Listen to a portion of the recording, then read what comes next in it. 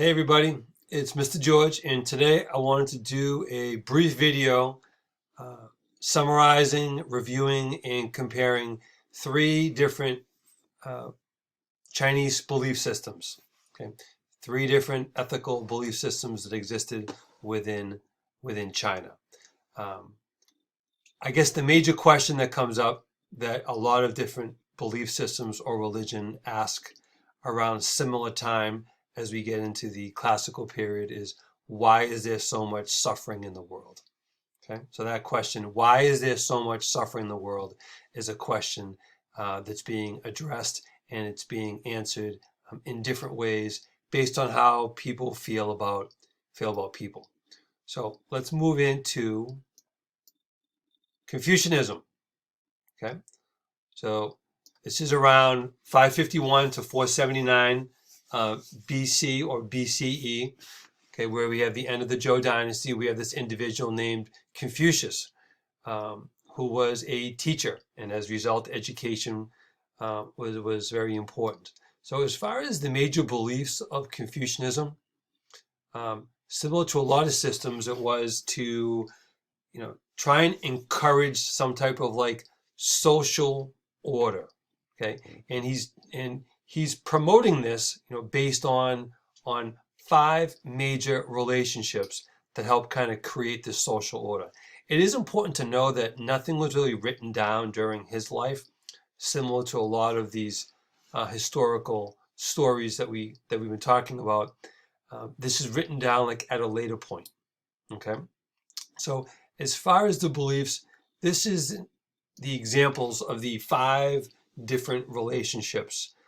So we have ruler-subject, father-son, husband-wife, older brother, younger brother, older friend, younger friend. So what you'll notice is that on the left-hand side, we have the superior, and on the right-hand side, we have the inferior as far as relationships.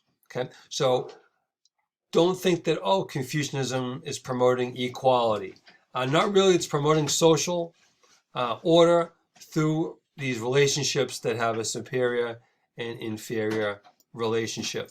As far as the ideas on governments here, you have importance of education, importance of some type of like bureaucracy, as well as it's looking at the promotion of individuals based on merit, based on exams, and this is where we get the civil service system, which is a system that we still have in place for certain occupations today. For example, to be a police officer, to be a firefighter, in most cities in the United States or towns requires you to take a test, civil service test, based on the score you get, puts you in a ranking system, okay, that will be determined, that will influence as far as whether you'll be hired on a fire department or a police department. So as far as a couple of key terms, we have filial piety and benevolence. Filial piety is a term that you'll see based on respect for one's parents and ancestors.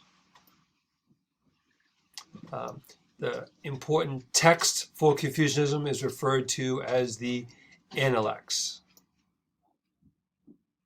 Skip this. So here we have a disciple of Confucius, Mencius 370 to 290 BC, and this is where we start to see a lot of this information is now being documented. So we're going to move into Daoism now.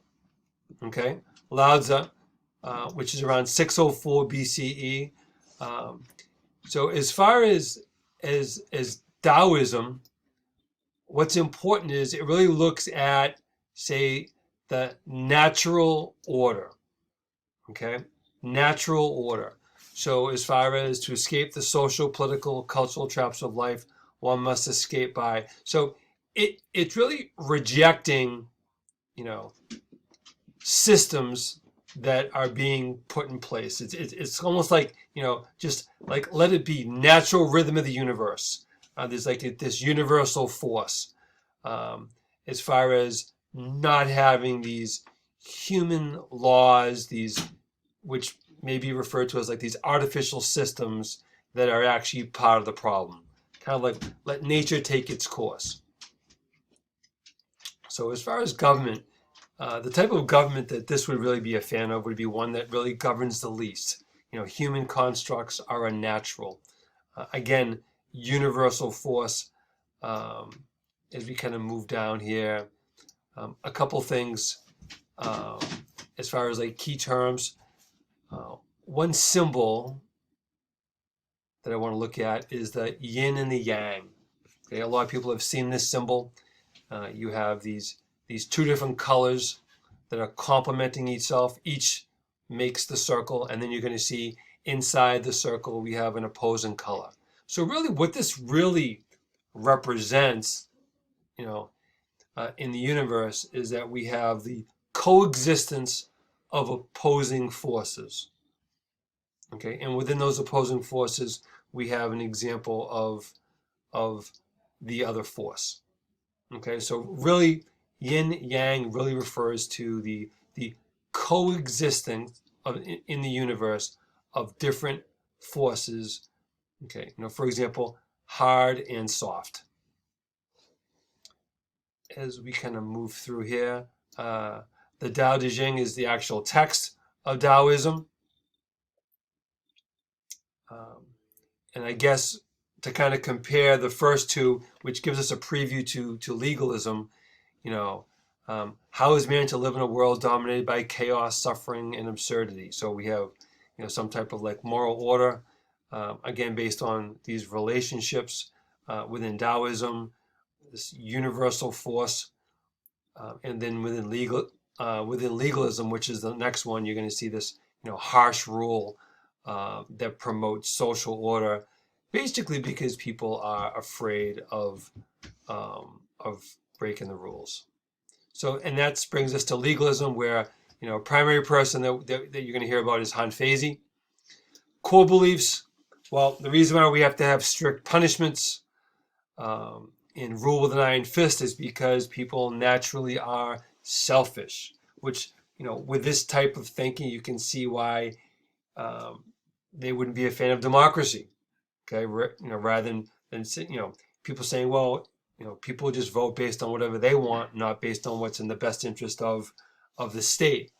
So I guess within legalism, which is where you'll see Xie Huangdi looks at the way he rules during the Qin dynasty as the first emperor of China, is that he feels like he knows what's in the best interest of the state rather than asking individuals what they want, because they're only going to tell you, their own selfish interests. And again, the purpose of legalism really is to maintain some type of order. Okay? So we're looking at an autocracy, as far as one person really is ruling, very strong, very authoritarian rule. So I hope that provides a nice overview of the three Chinese belief systems, as far as we looked at Confucianism, we looked at Daoism, and we looked at legalism. Thanks for watching.